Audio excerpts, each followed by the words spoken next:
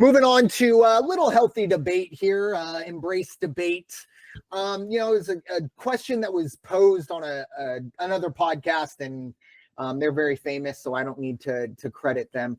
But we'll grab it from there. But just throwing it out there for me and Raider Jim to discuss. Which week do you prefer? This week being championship week, of course, where we, essentially get all the tickets punched and really get an idea for where people are going to be seated, or next week, mainly focused on the Thursday through Sunday, unless you're just an absolute geek for those play-in games. But Raider Jim, I'll give you first bite at this apple. Which week of the college basketball season do you prefer? Give me starting next Thursday. I just love those first 2 days of the tournament. And of course, the follow-up to see we go from 64 to 32 right into the Sweet 16. How can you not love that? The energy of it too. And it's always fun, even at the end of Thursday, to see. You just kind of like put your ear up to the wall and see how many times you can hear out in the universe, my brackets just crashed. Because it's just a great time. All the energy, all the upsets, and it's just in the air. Love it, love it, love it. That first 2 to 4 days. I agree. I personally don't think there is anything better than waking up on Thursday at, out here on the West Coast, 8:30, looking over the board and making your cup of coffee and knowing you have pretty much 12 hours of close to uninterrupted basketball. And more than likely, there is going to be one really exciting game each and every time.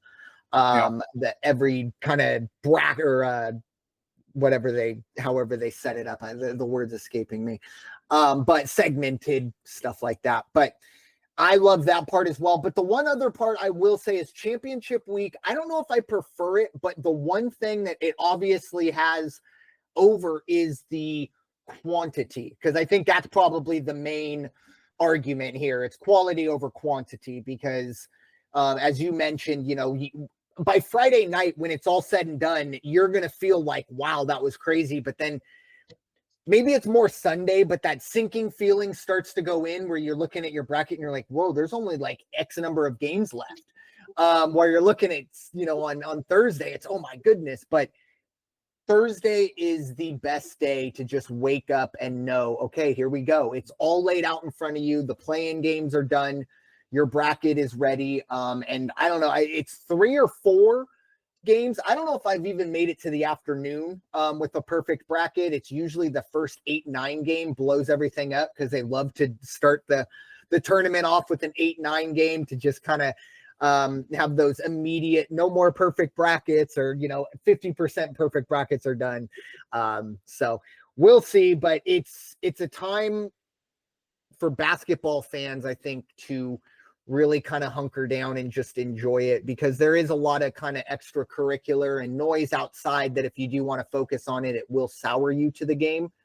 But when 20's on the clock and the ball is tipped, everything else kind of goes out the window. Transfer portal, NIL, all that BS goes away.